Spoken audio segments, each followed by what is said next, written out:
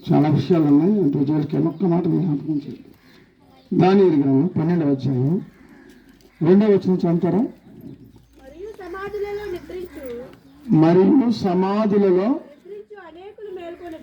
నిద్రించు అనేకులు మేల్కొందురు, కొందరు నిత్య జీవమునకును అనుభవించుటకును, కొందరు నిందలు పాలగుటకును. ఆగుతల్లి ఆగమ్మా.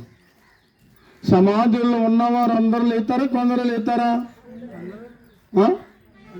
అందరూ లేతారు. లేచిన తర్వాత విభజన జరుగుతుంది. అక్కడ విధించాడు కేటగిరీస్. కొందరు దేనికి వెళ్తారట?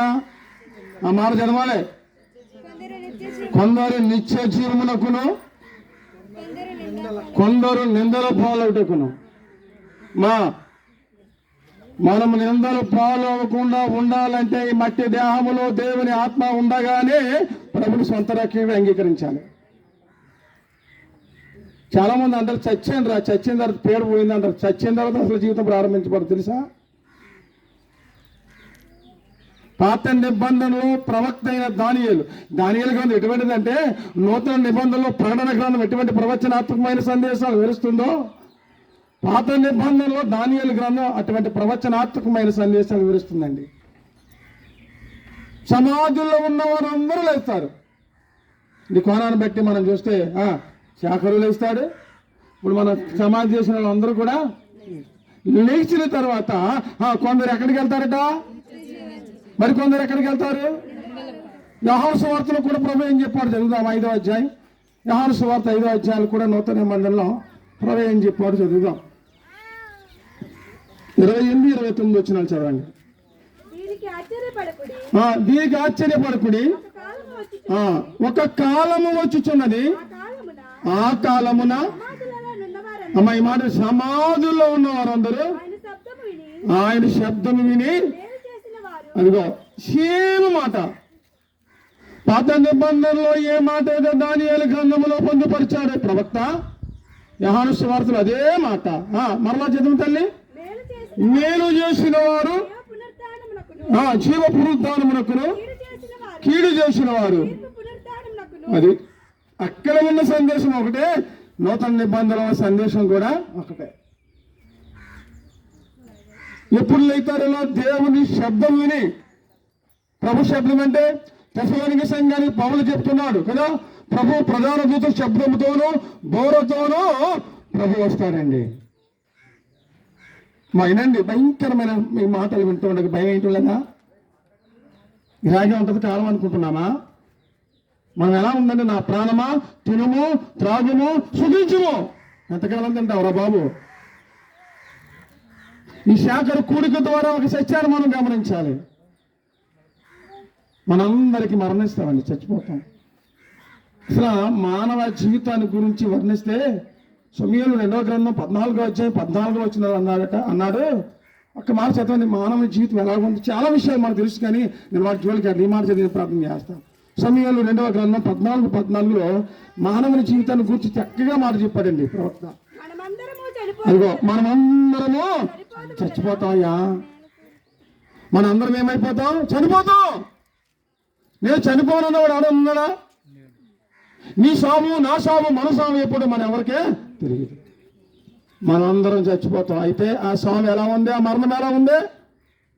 చదవండి.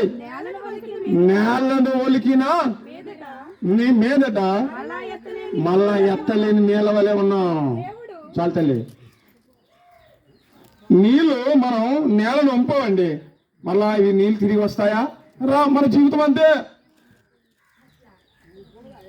మట్టి దేహములో దేవుని ఆత్మ ఉండగానే ప్రభు నమ్మండి.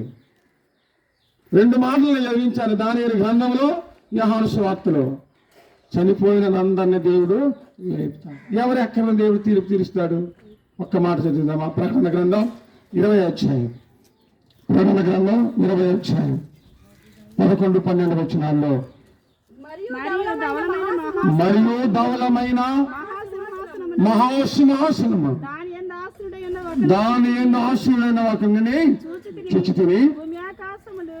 ఆయన సముఖం నుండి పారిపోయిను, వాటికి నిలువ చోటు కనబడ కొనకపోయిను ఆ, మరియు మరియు ఇదిగో గొప్పవారేమి కొద్దివారేమి మృతులైన వారందరూ ఆ సింహాసనం ఎదుట ఆ సింహాసనం ఎదుట నిలబడియుండుట చూచి చాలు తల్లి. ఇది ఎవరికి అంటే రక్షణ పొందని వారికి ధవల సింహాసనం మీద ప్రభు తీర్పు తీరుస్తాడండి.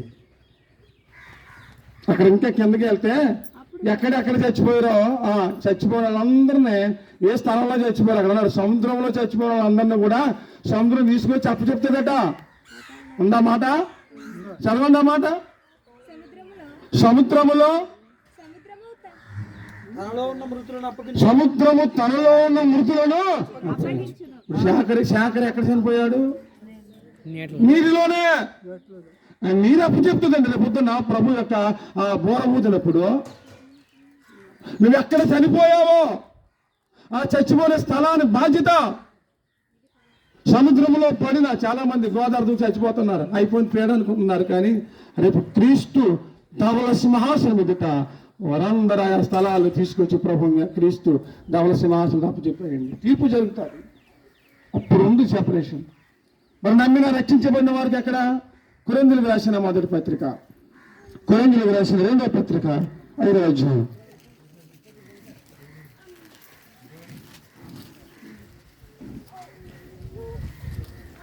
కొరింథీయులకు రాసిన 2వ పత్రిక 5వ అధ్యాయం 10వ వచనం చదువుతారా?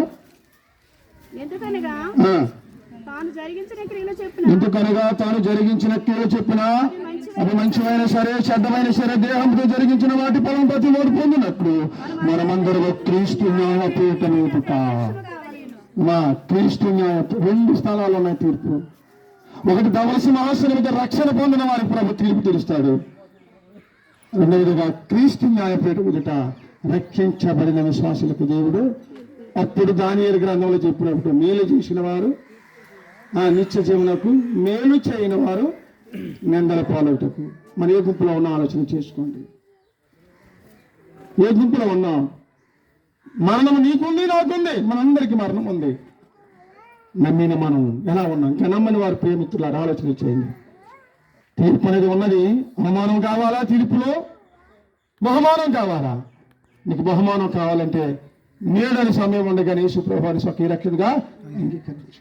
విడిచిపెట్టు పాపాన్ని, దుర్మార్గుని విడిచిపెట్టు. ప్రభు ఎంతకు రా. ఆయన ఎందుకు వచ్చేవారిని ఎంత మాత్రం త్రోసివేసే దేవుడు కనుక ప్రభునందు ప్రియారా ఈ కూడిక ద్వారా, ఈ ఆదరణ కూడిక ద్వారా మనం నేర్చుకోవాల్సిన సత్యం మరణము తర్వాత అందరికీ ఏముంది? తీర్పు అనేది. జాగ్రత్త పడతాం. మరి ఎవరు ఆదరిస్తారని? దేవుడే. చాలా మాటలు ఉన్నాయి. ఈ మాటలు చెప్పాలంటే టైం లేదు. తల్లిగా ఆదరించేవాడు ఆయనే, తండ్రిగా ఆదరించేవాడు ఆయనే. కృప ద్వారా 119వ కీర్తన 76 సార్లు ఉంది. కృప ద్వారా ఆదరించేవాడు ఆయనే. తెస్సలోనిక సంఘానికి ప్రభువు చెప్పాడు, ఒకరినొకరు ఈ మాటల ద్వారా ప్రభు ఆదరించాడు, కుటుంబాన్ని ఆదరిస్తాడు, మరుగులు దయచేవాడు ఆయనే. సేమ్ టైం నమ్మని ఈ మిత్రులారా, ఇది నిక్కులు అనుకోని సంఘం. ప్రభుని అంగీకరించండి. ప్రభు బిడ్డలుగా జీవిస్తే చనిపోయినా క్రీస్తు న్యాయపీఠం ఎదుట లెక్క అప్పచెప్పే విషయాలుగా ప్రభుతో ఉంటాం. అక్కడ ఆకలి ఉండదు, దప్పిగా ఉండదు, మరణమే ఉండదట. మరణమే ఉండదట. ఆ మరణం లేని స్థలం కావాలా? యుగములు బాధపడే ఆ వేదన కలిగిన స్థలం కావాలా? ఎండకే మనం ముగించేస్తున్నాం. 36 డిగ్రీలు అనుకుంటాండి, 36, 38 దాంట్లోనే. మరి భయంకరమైనటువంటి తీక్షణమైనటువంటి కదా అగ్ని ఆరదు, పురుగు, పళ్ళు కరుగుతారట. ఆ స్థలం కావాలా? నిత్య విశ్రాంతి కావాలా? ఆలోచన చేసుకోండి. ప్రభు బిడ్డలుగా మలచిపడి జీవించాలని ఆశిస్తూ నేను ఈ మాటలు ముగిస్తున్నాను. ప్రతి మాటలు మన ఎన్నికల్లో దీవించి ఆశీర్వదించిన దాకా ఉచిత సమయంలో పలహారం ఉంది.